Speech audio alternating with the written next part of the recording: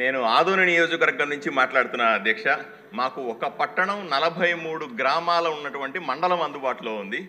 దీంట్లో మీరు ఆశ్చర్యపోతారు అధ్యక్ష. మాకు వారానికి ఒకసారి 10 రోజులకు ఒకసారి కొన్ని గ్రామాల్లో అయితే నెలకు ఒకసారి మంచినీళ్ళు వస్తాయి అధ్యక్ష. మీరు అనుకుండొచ్చు నీళ్లు వర్షం పడట్లేదు కాబట్టి నీళ్లు రావట్లేదేమో అనుకోవచ్చు. అటువంటి పరిస్థితి కూడా కాదు అధ్యక్ష. ఎందుకంటే పక్కనే తుంగభద్ర దిగువ కాలువ పక్కనే నీళ్లు విపరీతంగా పోతా ఉంటాయి అధ్యక్ష. అయినా కూడా దాని నీళ్లను తోడుకొని దాన్ని శుద్ధి చేసి ప్రజలకు అందివ్వడంలో గత 5 సంవత్సరాల్లో జగన్మోహన్ రెడ్డి ప్రభుత్వం పూర్తిగా విఫలమైంది అధ్యక్ష.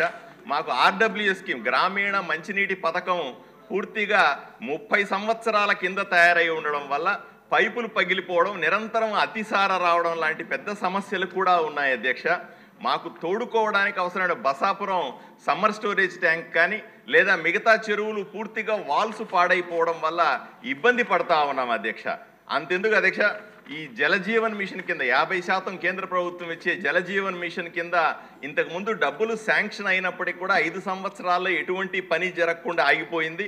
అలాగే అమృత్ 2 పథకం, పట్టణంలో ఇవ్వాల్సినటువంటి అమృత్ 2 పథకం కూడా చాలా దారుణంగా ఉంది. దానికి 22 కోట్లు గత ప్రభుత్వంలోనే కేంద్ర ప్రభుత్వం శాంక్షన్ చేసినప్పటికి కూడా రాష్ట్ర ప్రభుత్వం ఇవ్వాల్సిన వాటా ఇవ్వకపోవడం వల్ల చాలా దారుణాలు జరుగుతా ఉన్నాయి అధ్యక్ష.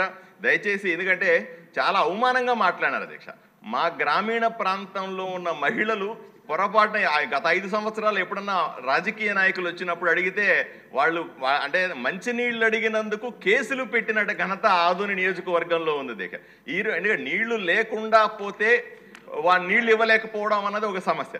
నీళ్లు ఉండి కూడా సరైన పంపిణీ వ్యవస్థ లేకపోవడం వల్ల, ఇంటింటి కుళాయి లేకపోవడం వల్ల నీళ్లు ఇవ్వలేని దుస్థితిలో ఆదోని నియోజకవర్గ ప్రజలు ఉన్నారు అధ్యక్ష. దీన్ని వెంటనే సరిచేయాల్సిన అవసరం ఉంది. దాన్ని అంటే నీళ్లను నింపుకునే ట్యాంకులను సరిచేయడానికి కూడా లేని దుస్థితి ఈరోజు ఆదోనిలో ఉంది. ఈ సమ్మర్ స్టోరేజ్ ట్యాంకులు రిపేర్ చేస్తూ ఇంటింటి కుళాయి ఇచ్చి ఆదోని ప్రజలకు రోజు నీళ్ళు ఇచ్చే అవకాశాన్ని కల్పించాల్సిందిగా మీ ద్వారా విజ్ఞప్తి చేస్తున్నాను అధ్యక్ష.